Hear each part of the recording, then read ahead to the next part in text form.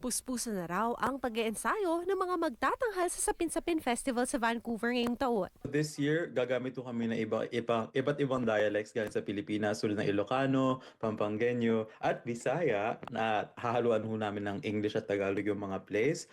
May bagong artist daw na sasalit magtatanghal sa event.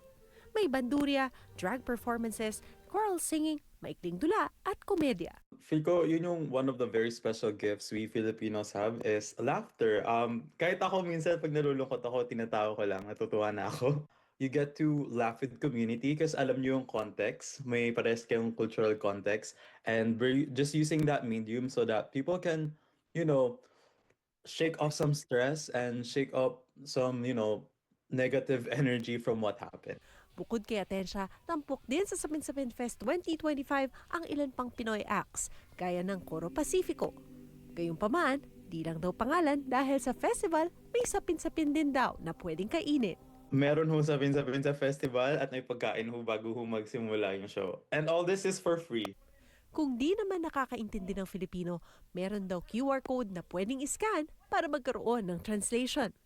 Gayunpaman, ani Atensya, kahit walang translation, maaari pa rin maintindihan ng mga palabas gamit ang context clues. Lalo't universal daw ang marami sa mga ito.